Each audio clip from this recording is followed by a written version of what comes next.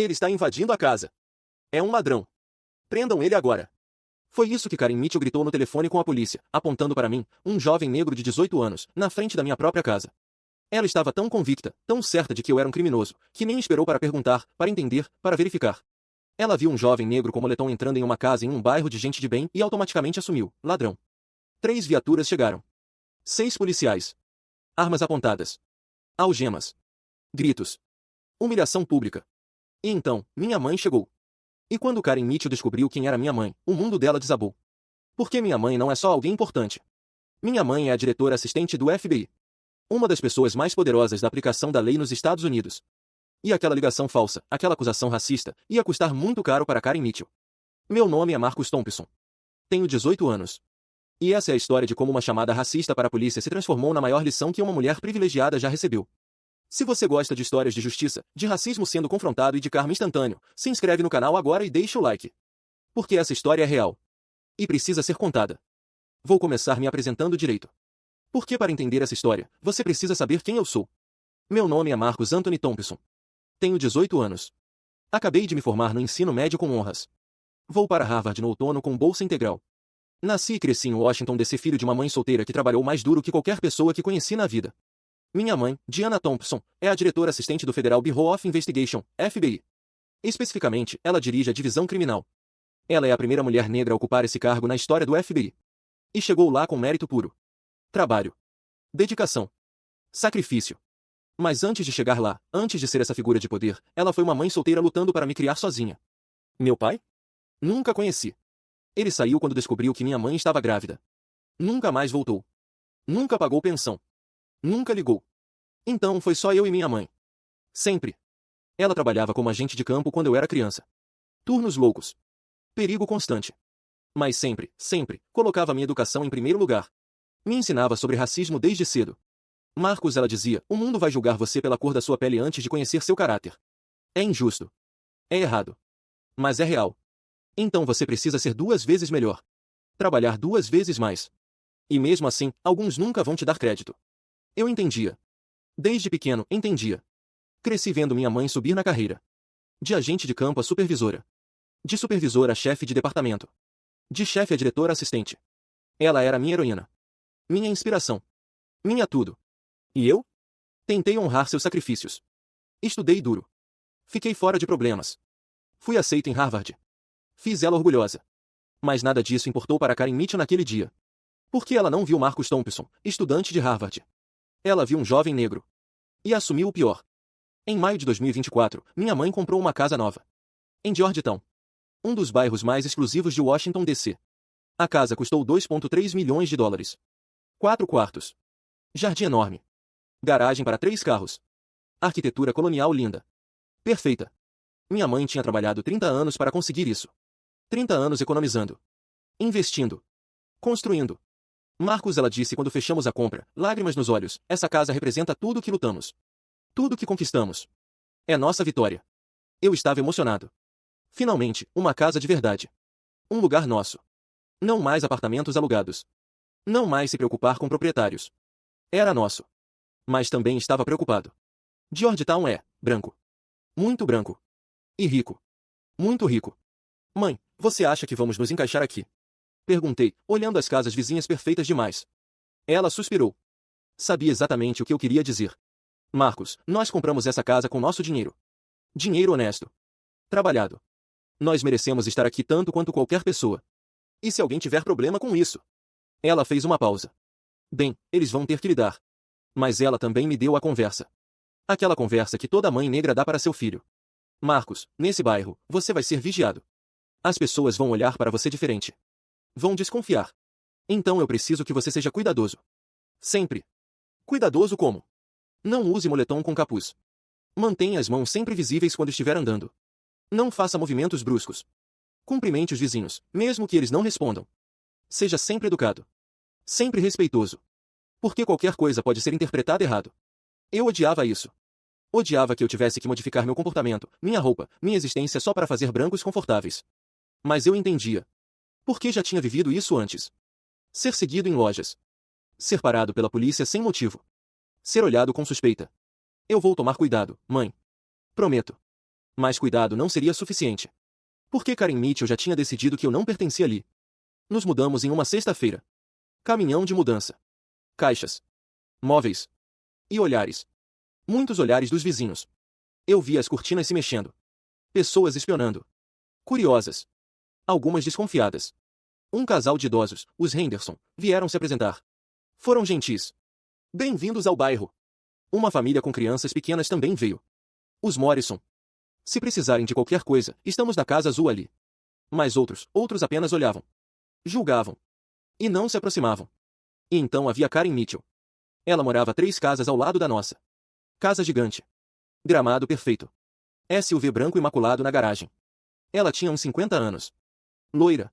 Magra. Sempre vestida como se fosse a um country club. Aquele ar de superioridade permanente no rosto. No primeiro dia, ela nos viu descarregando as caixas.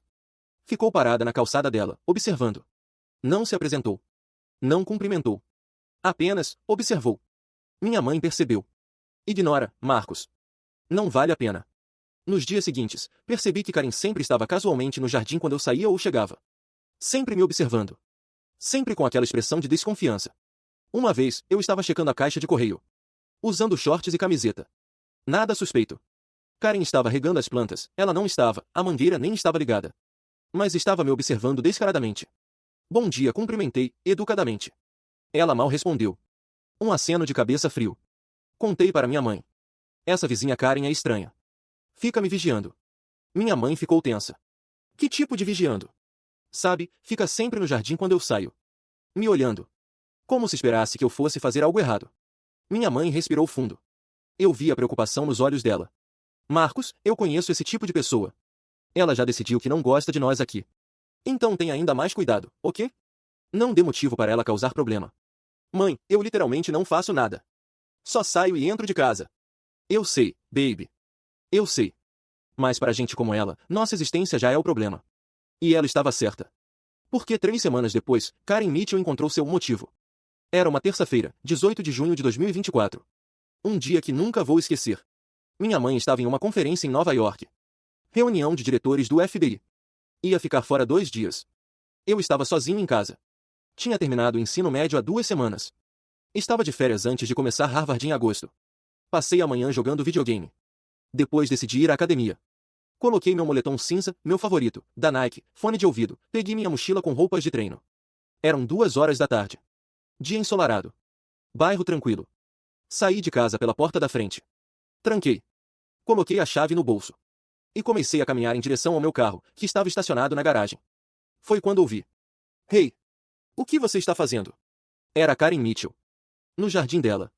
Gritando. Tirei um fone. Desculpa. Eu perguntei o que você está fazendo nessa casa. Fiquei confuso. Eu moro aqui. Não mente para mim. Eu sei todas as pessoas que moram nessa rua. E você não mora aí. Meu coração começou a acelerar. Senhora, eu moro aqui. Com minha mãe. A gente se mudou há 3 semanas. Ela se aproximou. Agressiva. Eu não acredito em você. Onde está a sua mãe? Hein? Ela está viajando a trabalho. Claro que está. Ela disse, sarcástica. Que conveniente. A mãe está viajando, então você decide invadir a casa. Eu não estou invadindo. É minha casa. Eu vou ligar para a polícia agora. Você não vai roubar essas casas enquanto eu estiver olhando. E ela pegou o celular. Entrei em pânico. Pânico real. Porque eu sabia o que acontece quando a polícia é chamada para um jovem negro suspeito. Senhora, por favor, não precisa ligar. Eu posso provar que moro aqui. Deixe eu pegar minha carteira, tem meu endereço. Não se mexa. Ela gritou, como se eu fosse atacá-la. Fica onde está. Outros vizinhos começaram a sair. A confusão estava atraindo atenção. Karen já estava no telefone. Alô, polícia? Sim, tem um homem negro invadindo uma casa na rua Cambridge 1847. Ele está tentando arrombar. Sim, agora. Rápido, ele pode estar armado. Eu não estou armado. Gritei. E eu não estou invadindo. É minha casa. Mas ela me ignorou completamente. Continuou falando com a operadora do 911. Sim, ele é jovem, uns 18, 20 anos. Negro. Usando moletom cinza. Ele saiu da casa. Provavelmente já roubou coisas. Está com uma mochila, deve estar cheia de objetos roubados. Eu estava tremendo. De raiva. De medo. De injustiça. Os vizinhos Morrison se aproximaram. Karen, o que está acontecendo? Esse ladrão está invadindo a casa dos Thompson. Mas esse é o filho dos Thompson, a senhora Morrison disse. Marcos, né? A gente conheceu ele quando se mudaram. Karen ignorou. Vocês não sabem de nada. Eu conheço esse bairro. E esse garoto não mora aqui. O Sr. Morrison tentou. Karen, sério, ele realmente mora lá. Nós vimos ele e a mãe dele se mudando. Vocês estão sendo ingênuos. Karen praticamente gritou. Ele provavelmente enganou vocês. Esses tipos de pessoas são assim. Eles mentem. Ganham confiança. E depois roubam tudo. Esses tipos de pessoas? Ela realmente acabou de dizer isso? Senhora, eu tentei, mantendo minha voz calma apesar de estar destruído por dentro. Por favor. Eu moro aqui. Posso provar. Posso te mostrar minha identidade, documentos da casa, fotos. Eu não vou cair no seu truque. Fica aí e espera a polícia chegar. E então, ouvi as sirenes. 3 viaturas. 6 policiais. Chegaram em menos de 4 minutos. E o que eu fiz? Exatamente o que minha mãe tinha me ensinado. Coloquei minhas mãos para cima. Bem visíveis. Não fiz movimentos bruscos. Não corri. Não gritei. Fiquei parado. Mãos levantadas. Coração batendo tão forte que eu podia ouvir. Os policiais saíram das viaturas. Mãos nas armas. Não sacadas, mas prontas. Mãos na cabeça. Deita no chão. Agora. Obedeci. Deitei no cimento da calçada. Mãos na cabeça. Senti mãos me revistando. Agressivamente. Sem delicadeza. Ele está limpo. Sem armas. Pegaram minha mochila. Abriram. Jogaram tudo no chão. Roupas de academia. Tênis. Toalha. Garrafa de água. Não tem nada aqui. Karen estava ao lado dos policiais. Ele deve ter escondido as coisas lá dentro. Ele saiu da casa. Invadiu. Um dos policiais, um homem branco de uns 40 anos com o nome Sargento Davis no uniforme, se aproximou de mim. Qual seu nome? Marcos Thompson. O que você está fazendo aqui, Marcos? Eu moro aqui, senhor. É minha casa. Ele está mentindo. Karen interrompeu. Eu conheço todo mundo nessa rua. Ele não mora aqui. Senhora, por favor, deixe eu fazer meu trabalho, o sargento Davis disse, um pouco irritado com ela. Ele olhou para mim. Você tem identidade? Alguma prova de residência? Tenho, senhor. Na minha carteira. No bolso de trás. Ele pegou minha carteira. Abriu. Checou minha identidade. Marcos Anthony Thompson. Endereço, 1847 Cambridge Street. Georgetown. Ele olhou para a casa. Depois para mim. Esse endereço corresponde a essa casa.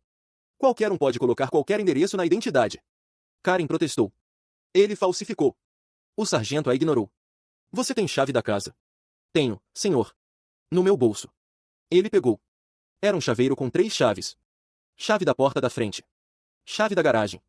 Chave do carro. Essas são suas chaves? Sim, senhor. A prateada da porta da frente. Eu acabei de trancar quando saí. O sargento Davis olhou para a casa. Depois para mim ainda deitado no chão. Depois para Karen. Havia algo em sua expressão. Incerteza. Como se ele estivesse começando a perceber que talvez, apenas talvez, Karen estivesse errada. Vou verificar se essas chaves funcionam, ele disse. Johnson, fica com ele. Outro policial ficou ao meu lado enquanto o sargento ia até a porta da frente da casa. Ele colocou a chave. Girou. A porta abriu. Ele entrou. Ficou lá dentro por 2 minutos. Checando. Observando. Saiu. A casa está mobiliada. Vivida. Tem fotos de família. Documentos. Correspondências endereçadas para Diana Thompson e Marcos Thompson neste endereço. Ele olhou para Karen. E pela primeira vez, havia severidade em sua voz. Senhora, parece que ele realmente mora aqui. Karen ficou vermelha. Mas eu nunca cesta ele antes. A senhora viu ele se mudar há 3 semanas, a senhora Morrison disse, ainda ali. Eu e meu marido conhecemos ele e a mãe dele. Eles moram aqui. O sargento Davis suspirou. Olhou para mim, ainda no chão. Você pode se levantar. Me levantei. Minhas mãos estavam arranhadas do cimento. Meu moletom estava sujo. Eu estava tremendo. Sinto muito pelo inconveniente, Marcos. Mas quando recebemos uma chamada de invasão de propriedade, precisamos investigar. Eu entendo, senhor. Você está livre para ir novamente, desculpas pelo transtorno. Mas Karen não aceitava. Esperem. Vocês não vão prender ele? E se ele roubou antes? E se ele é perigoso? O sargento se virou para ela. Agora visivelmente irritado. Senhora Mitchell, esse jovem mora aqui. Ele tem identidade. Tem chaves. Tem correspondências. A casa está em nome da família dele. Ele não cometeu crime nenhum. Mas a senhora fez uma chamada falsa ao 911. Acusou um morador de invasão sem qualquer evidência. Isso é crime, senhora. Poderia ser processada por isso. Karen empalideceu. Eu estava protegendo o bairro. A senhora estava fazendo perfilamento racial, ele disse, direto. E isso não é aceitável. Outros policiais já estavam voltando para as viaturas.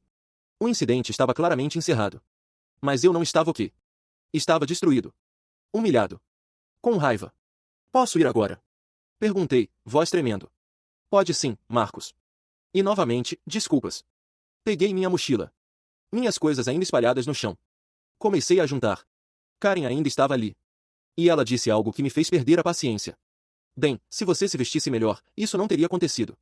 Moletom em pleno dia? Que tipo de pessoa de bem usa isso? Algo quebrou dentro de mim. Que tipo de pessoa de bem usa moletom? Repeti, incrédulo. Desculpa. Você ouviu o que eu disse? Karen respondeu, ainda arrogante. Se você quer ser tratado com respeito, se vista respeitavelmente. Eu estou usando roupas. Roupas normais. Moletom da Nike que custa $80. Indo para a academia. O que tem de errado com isso? Jovens de bem não usam moletom com capuz. Parece gangster. Parece criminoso. Parece criminoso. Agora eu estava gritando. Você me chamou de ladrão porque eu estou usando um moletom. O sargento Davis ainda estava ali.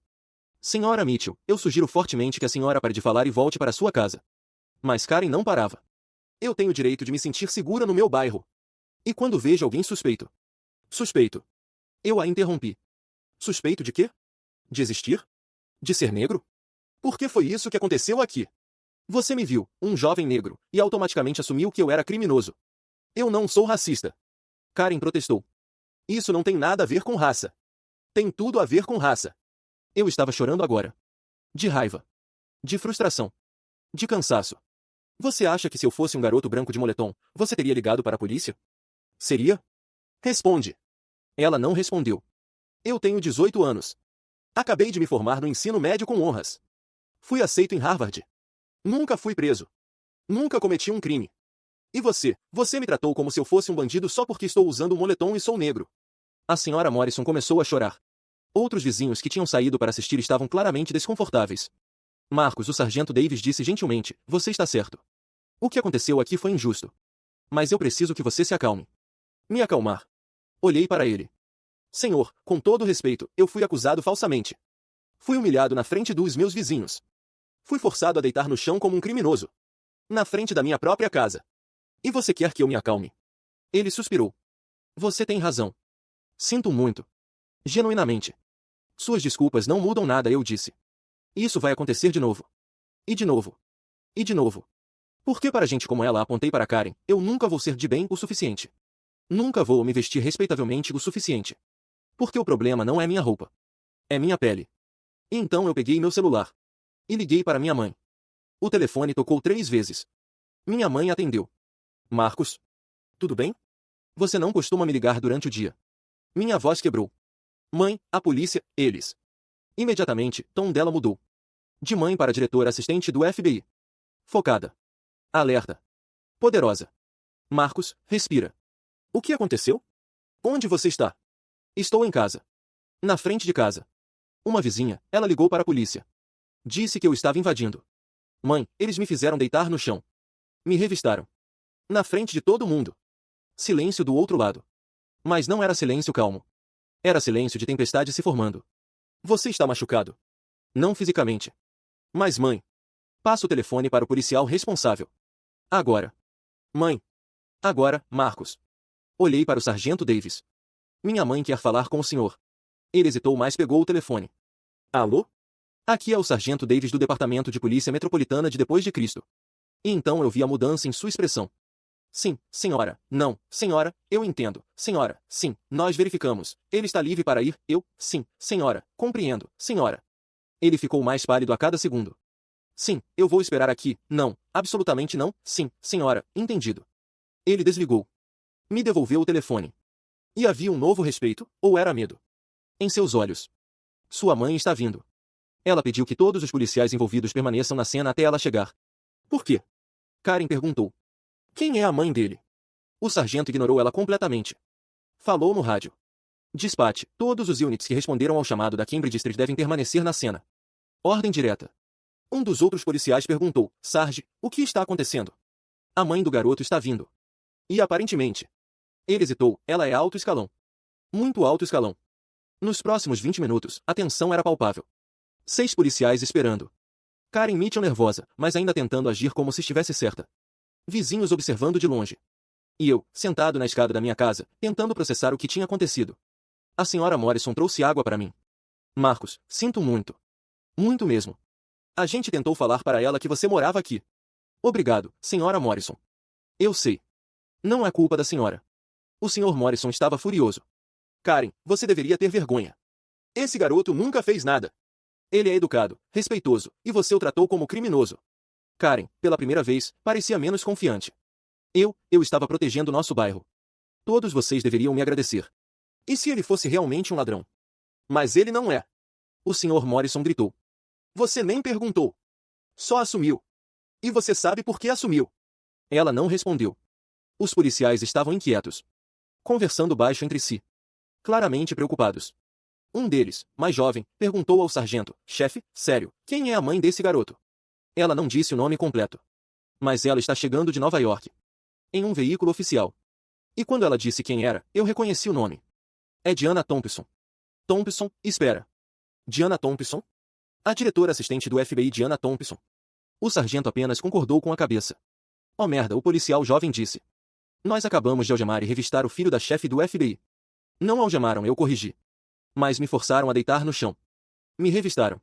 Me trataram como criminoso. Tudo baseado em uma chamada falsa de uma mulher racista. Karen ouviu isso. Eu não sou racista. Quantas vezes preciso dizer? Às vezes o racista é o último a saber que é racista, eu respondi, calmamente. E então, ouvimos. O som de uma caravana se aproximando. Carros oficiais. Vários. Minha mãe tinha chegado. E ela não veio sozinha. 4 SUVs pretos. Vidros escuros. Placas governamentais. O primeiro SUV parou bem na frente da casa. A porta de trás se abriu. E minha mãe saiu. Diana Thompson. Diretora assistente do FBI. 48 anos. 1,70 m. Terninho preto impecável. Salto alto. Postura de puro poder. E expressão de fúria controlada. Ela não correu. Não gritou. Mas a forma como caminhou, com propósito, com autoridade, fez todos ficarem em silêncio. Ela veio diretamente para mim. Me abraçou. Você está bem? Estou agora. Ela me examinou. Viu os arranhões nas mãos. A sujeira no moletom. Os olhos vermelhos de ter chorado. E eu vi a mudança. Vi a mãe se tornar a diretora. Ela se virou para os policiais. Todos os 6 estavam em posição de atenção. Sabiam quem ela era agora. Quem é o responsável? Eu, senhora. Sargento Michael Davis. Sargento Davis. Explique, do início ao fim, exatamente o que aconteceu aqui. Ele explicou. A chamada do 911. A descrição de Karen. A resposta. Como trataram eu. A verificação. A conclusão. Minha mãe ouvia em silêncio. Sem interromper. Apenas absorvendo cada detalhe. Quando ele terminou, ela perguntou, e em que momento vocês pediram identidade antes de forçar meu filho de 18 anos a deitar no chão? Silêncio. Responda, sargento. Nós não pedimos imediatamente, senhora. Seguimos protocolo padrão de resposta à invasão. Protocolo padrão, ela repetiu, voz gelada. E esse protocolo padrão inclui tratar um jovem saindo da própria casa como ameaça imediata. Senhora, com todo respeito, nós não sabíamos que era a casa dele na hora. Então perguntem. Antes de humilhar. Antes de traumatizar. Perguntem. Sua voz ecoou pela rua. Ela respirou fundo. Se recompondo. Quanto tempo entre a chegada de vocês e a verificação de identidade? Aproximadamente 3 minutos, senhora. 3 minutos que meu filho passou deitado no cimento. Sendo revistado. Tendo suas coisas jogadas no chão. Sendo tratado como criminoso. Na frente de seus vizinhos. Por quê? Porque a chamada indicava invasão em progresso. A chamada minha mãe o interrompeu. Veio de quem? Todos os olhos se voltaram para Karen Mitchell. Minha mãe caminhou em direção a Karen. Cada passo deliberado. Cada movimento emanando autoridade. Karen tentou parecer confiante. Mas estava visivelmente nervosa. Você é a pessoa que ligou para o 911. Sim, eu sou Karen Mitchell. E eu tinha todo o direito de ligar. Eu vi alguém suspeito. Suspeito, minha mãe a interrompeu. Defina suspeito. Ele estava entrando na casa. Com moletom. E eu nunca tinha visto ele antes. Você nunca tinha visto, minha mãe repetiu lentamente.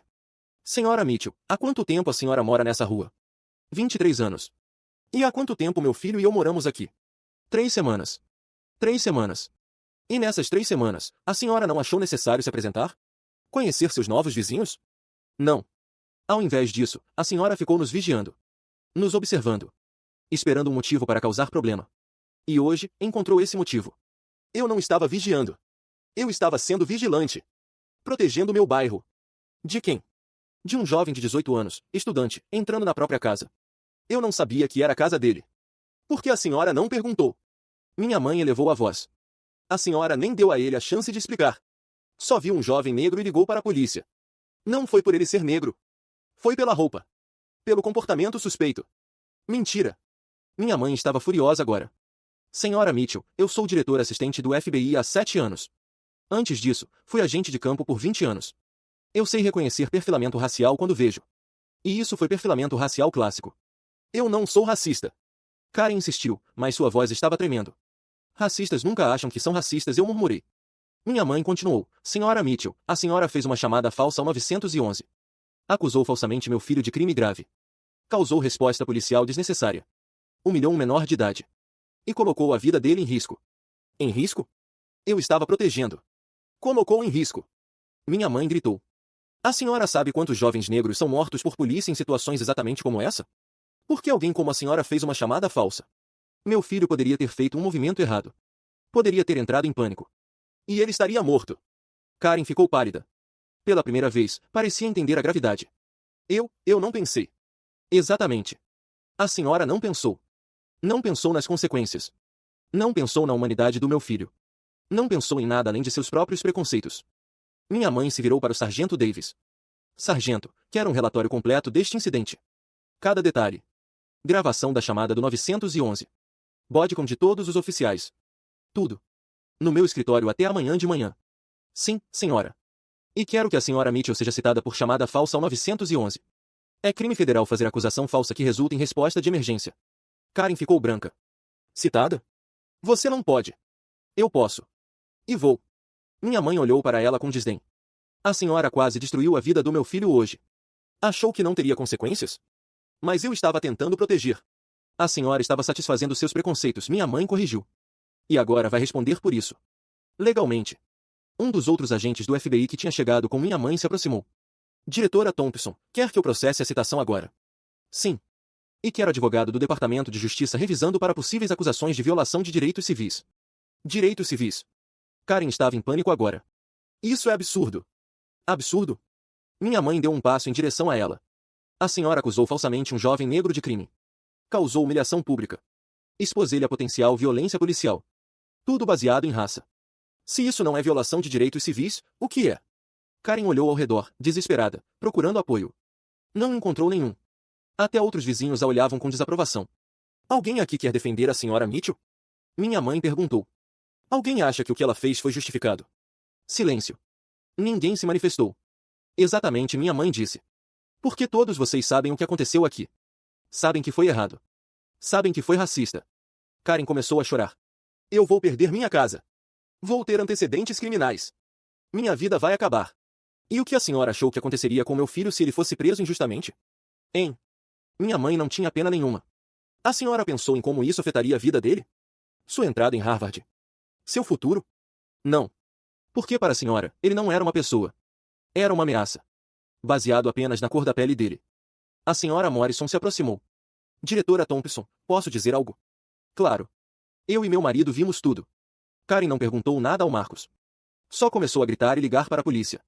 Nós tentamos falar que ele morava aqui, mas ela não escutou. O Sr. Morrison concordou. E não é a primeira vez. Desde que vocês se mudaram, Karen tem feito comentários. Sobre vocês não pertencerem ao bairro. Sobre lá vem o pessoal errado. Comentários velados. Mas todos entenderam. Outro vizinho, um senhor idoso que eu não conhecia, falou, eu moro nessa rua há 40 anos. E posso dizer, Karen sempre foi assim. Sempre desconfiada de qualquer pessoa que não seja branca. Ela fez isso com a família asiática que morou aqui em 2018.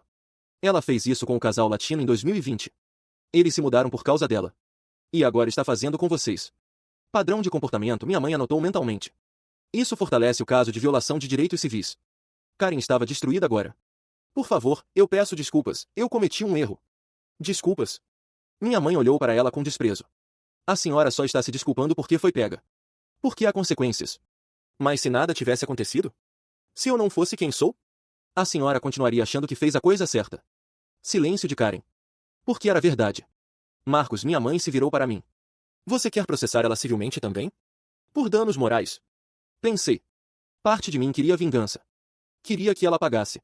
Queria que ela sofresse como eu sofri. Mas outra parte de mim estava apenas cansada. Eu só quero que ela entenda, eu disse. Quero que ela realmente entenda o que fez.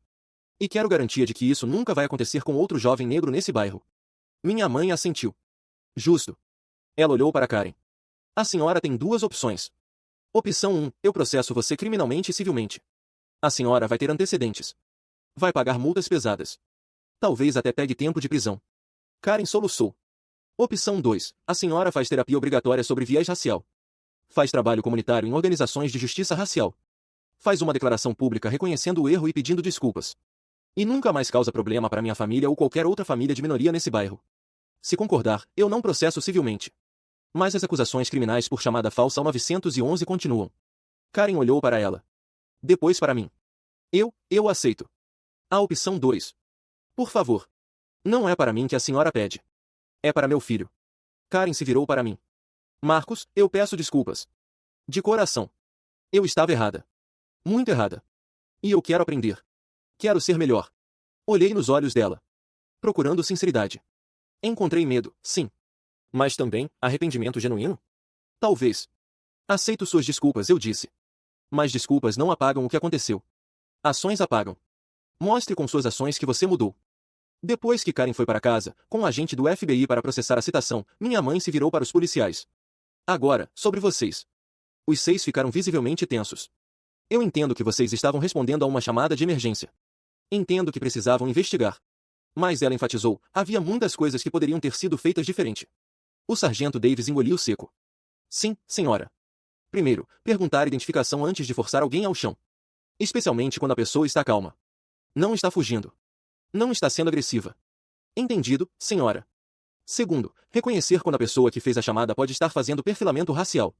Eu ouvi a gravação que o despache mandou para mim no caminho. A senhora Mitchell mencionou a raça do Marcos 3 vezes em 2 minutos. Isso deveria ter sido uma bandeira vermelha. Sim, senhora. Terceiro, escutar. Meu filho tentou explicar. Os vizinhos Morrison tentaram corroborar. Mas vocês demoraram para escutar. Por quê? Silêncio constrangido. Por que vocês já tinham decidido que um jovem negro em Georgetown era suspeito? Mesmo que tudo indicasse o contrário. Com todo respeito, diretora Thompson, um dos policiais mais jovens, falou, nós não podemos assumir que alguém é inocente quando respondemos à chamada de invasão. Não, minha mãe concordou. Mas vocês podem tratar todos com dignidade básica até prova em contrário. Vocês podem fazer perguntas antes de ações. Vocês podem reconhecer viés quando o veem. Ela suspirou. Eu sei que o trabalho de vocês é difícil. Sei que fazem julgamentos em segundos que podem salvar ou custar vidas. Mas justamente por isso que treinamento sobre viés racial é essencial. E claramente, está faltando. O sargento Davis assentiu. A senhora tem razão. E eu pessoalmente peço desculpas ao Marcos. Isso não deveria ter acontecido assim. Os outros policiais fizeram coro. Desculpas, Marcos. Desculpas não são suficientes, minha mãe disse. Mudança é. Então aqui está o que vai acontecer, eu vou pessoalmente falar com o chefe da polícia de depois de Cristo. Vou recomendar treinamento obrigatório sobre viés racial e de escalação para todos os oficiais. E vou usar este incidente como caso de estudo. Sim, senhora. Vocês estão dispensados. Mas esperem meu relatório. E esperem mudanças. Os policiais foram embora. Aliviados por não terem consequências mais severas. Mas claramente impactados. Finalmente, estava só eu e minha mãe. Os agentes do FBI que vieram com ela ficaram nos SUVs, nos dando privacidade. Ela me abraçou. Forte. Apertado. E começou a chorar. Marcos, meu bebê, quando você ligou, eu pensei que tinha perdido você. Eu estou bem, mãe. Você não está bem. Olha para você. Você está tremendo. Você foi traumatizado. E era verdade. Agora que a adrenalina estava passando, eu estava tremendo incontrolavelmente. Vem. Vamos entrar. Entramos na casa. Minha mãe me levou para o sofá. Trouxe água. Coberta. Me abraçou. Eu sinto muito, ela disse. Sinto muito por não estar aqui. Sinto muito por você ter passado por isso sozinho. Não é sua culpa, mãe. Mas é. Eu sabia. Eu sabia que esse bairro seria assim. Eu te avisei. Te preparei. Mas pensava que se eu te ensinasse direito, se você fosse cuidadoso, estaria seguro. E não é verdade. Você pode fazer tudo certo e ainda assim. Ela não conseguiu terminar. Só chorou. E eu chorei junto. Porque era verdade. Eu tinha feito tudo certo. Tinha sido educado. Tinha ficado calmo. Tinha obedecido. E mesmo assim, fui tratado como criminoso. Mãe, eu tô com medo. Medo de que isso aconteça de novo. Medo de que da próxima vez eu não tenha tanta sorte. Medo de que... Eu sei, baby. Eu sei. E eu odeio isso. Odeio que você tenha que viver com esse medo. Odeio que eu não possa proteger você de tudo. Odeio esse mundo que julga meu filho pela cor da pele antes de conhecer seu coração. Ficamos assim por uma hora. Só abraçados. Processando. Finalmente, ela se afastou. Limpou as lágrimas. Marcos, eu prometo. Isso vai ter consequências. Karen Mitchell vai responder. E eu vou usar minha posição para fazer mudanças reais. Para que outros jovens negros não passem pelo que você passou. Como? Você vai ver. 2 dias depois, minha mãe convocou uma conferência de imprensa. No escritório do FBI em Depois de Cristo. Ela não pediu minha permissão. Apenas me avisou. Marcos, eu preciso fazer isso. Preciso usar nossa história para causar impacto. Você está ok com isso? Eu hesitei. Expor nossa história? Nossa dor? Para todo mundo ver? Mas então pensei em quantos outros jovens negros passavam por isso todos os dias. E não tinham uma mãe que era diretora do FBI. Não tinham voz. Não tinham poder. Estou ok. Vamos fazer isso. A conferência de imprensa foi enorme. Todas as grandes redes. Jornais. Rádios. Todo mundo queria ouvir. Minha mãe subiu no pódio. Eu estava ao lado dela. Boa tarde. Meu nome é Diana Thompson. Sou diretora assistente do FBI, Divisão Criminal. E estou aqui hoje não apenas como diretora, mas como mãe. Ela contou a história. Toda ela. Sem filtros. Sem minimizar. Há 2 dias, meu filho de 18 anos, Marcus Thompson, estudante, aceito em Harvard, cidadão exemplar, foi acusado falsamente de invasão de domicílio. Por quê? Porque uma vizinha viu um jovem negro entrando em casa em um bairro rico e automaticamente assumiu, criminoso. Murmúrios na plateia. Meu filho foi forçado a deitar no chão. Foi revistado. Foi humilhado. Na frente dos vizinhos dele. Na frente da própria casa dele. Tudo porque alguém decidiu que a cor da pele dele era evidência suficiente de crime. Ela fez uma pausa. Deixando a gravidade afundar. Agora, eu sou privilegiada. Tenho poder. Tenho recursos. Tenho posição. Então eu pude intervir. Pude garantir que houvesse consequências. Pude proteger meu filho. Mas ela elevou a voz, e os milhares de jovens negros que não têm isso? Os que passam pela mesma coisa todos os dias. Os que são presos injustamente. Os que têm suas vidas destruídas. Os que são mortos. Repórteres começaram a fazer perguntas. Minha mãe levantou a mão. Eu não terminei. Este incidente não é isolado. É sintoma de problema sistêmico. Perfilamento racial. Viés implícito. Chamadas falsas ao 911 sendo usadas como armas contra pessoas negras. E hoje, eu anuncio, o FBI, em conjunto com o Departamento de Justiça, vai lançar iniciativa nacional para combater isso. Vamos rastrear chamadas falsas com motivação racial. Vamos processar agressivamente. E vamos implementar treinamento obrigatório sobre viés racial em todos os departamentos de polícia que recebem fundos federais. A sala explodiu em perguntas. A conferência de imprensa viralizou. Em horas. Diretora do FBI expõe racismo após filho ser acusado falsamente. Jovem negro humilhado por polícia na própria casa, mãe é chefe do FBI. Karen Mitchell, mulher que fez chamada racista enfrenta acusações federais. O vídeo da conferência teve 10 milhões de visualizações em 24 horas. Redes sociais explodiram. Hashtag Justice for Marcus trending. Hashtag End Racial Profiling trending. Hashtag Karen Mitchell trending. Ela virou o exemplo perfeito de Karen racista. Mas não eram só elogios. Havia backlash também. Ela está usando posição de poder para vingança pessoal. Mimimi, o filho dela não foi machucado. E se ele fosse um ladrão? A vizinha fez certo. Os comentários racistas eram brutais. Ameaças de morte. Slurs. Ódio puro. Mas o apoio foi maior. Muito maior. Celebridades postando. Políticos fazendo declarações. Organizações de direitos civis oferecendo suporte. E histórias. Milhares de histórias de outras pessoas negras que passaram pelo mesmo. Isso aconteceu comigo aos 16 anos. Meu filho foi preso na frente da escola dele. Por parecer suspeito. Eu fui abordado 8 vezes em um ano.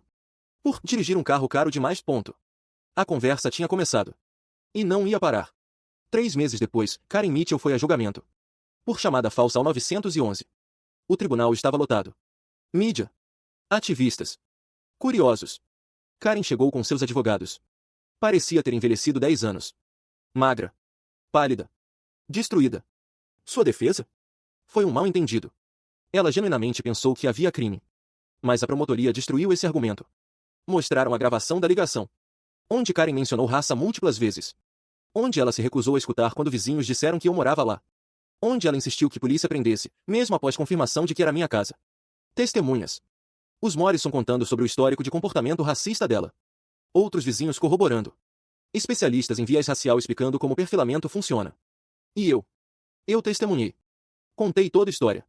O medo. A humilhação. O trauma. Até hoje eu disse no stand, eu tenho medo de sair da minha própria casa. Olho ao redor antes de abrir a porta. Verifico se Karen está olhando. Verifico se há policiais. Vivo com ansiedade constante. E tudo porque uma mulher decidiu que eu não pertencia. O júri deliberou por 4 horas. Veredicto, culpada. Karen foi sentenciada a 6 meses de prisão, suspensa, 3 anos de condicional, 500 horas de trabalho comunitário e multa de $10. Além disso, terapia obrigatória. Proibição de fazer chamadas ao 911 exceto em emergências genuínas onde há testemunhas. E ordem de restrição, ela não podia se aproximar de mim ou minha mãe. Quando a sentença foi lida, Karen chorou. Seus advogados tentaram apelar. Foi negado.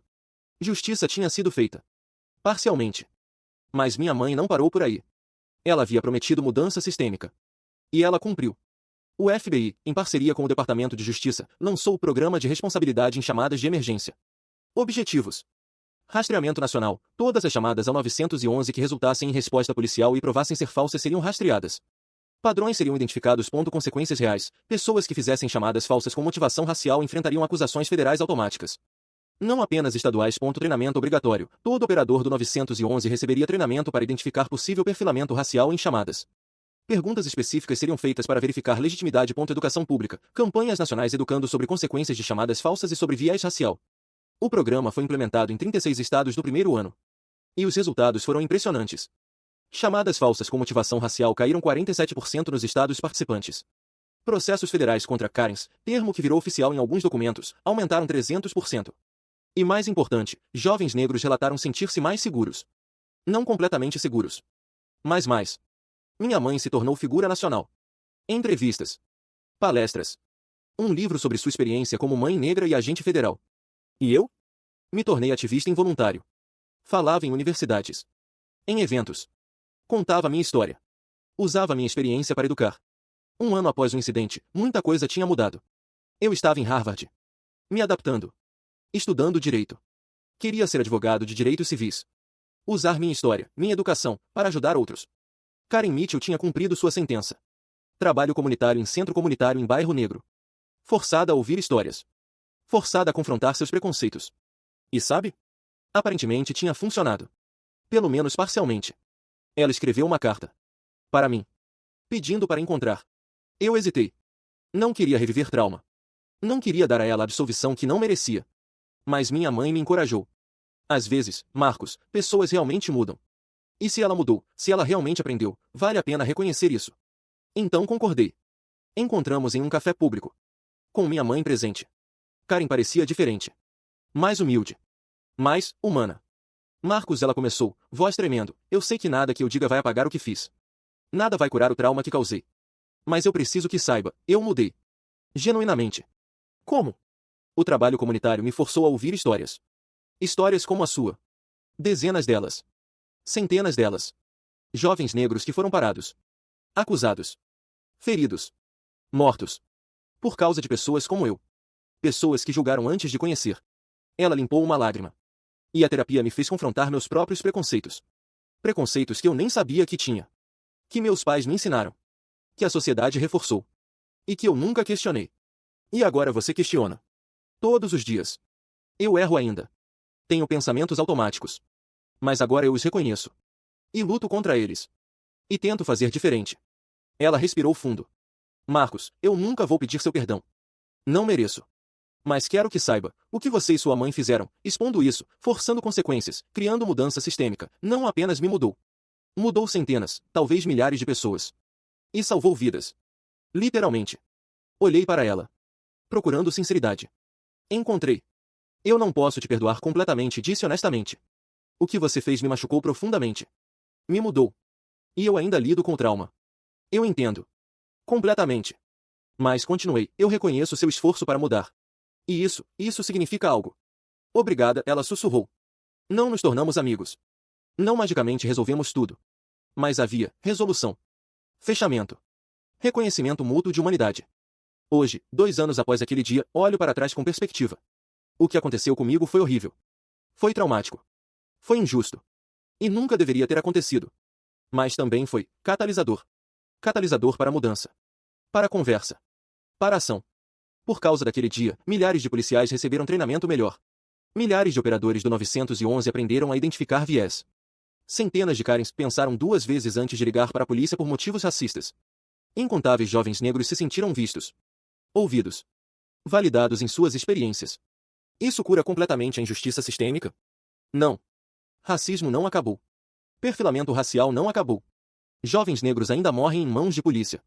Mas é progresso. É mudança. É esperança.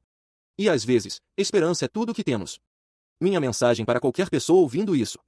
Se você é jovem negro ou de qualquer minoria, sua existência não é crime. Sua presença não é suspeita. Você merece estar onde quer que esteja. E se alguém te fizer sentir diferente, eles estão errados. Não você. Se você é branco e privilegiado, examine seus preconceitos. Todos temos. Questione suas suposições. Quando ver jovem negro, não assuma nada. Pergunte. Conheça. Humanize. Se você é policial, lembre que cada chamada envolve uma pessoa. Com história. Com família. Com futuro. Trate todos com dignidade até prova em contrário. E mesmo então, com dignidade. Se você vê injustiça, fale. Não seja espectador silencioso. Os Morrison tentaram defender-me. Isso importou. Sua voz importa. Meu nome é Marcus Thompson. Tenho 20 anos. Estudo em Harvard. Vou ser advogado de direitos civis. E eu sou prova de que, mesmo quando o sistema falha, mesmo quando pessoas falham, a justiça ainda é possível.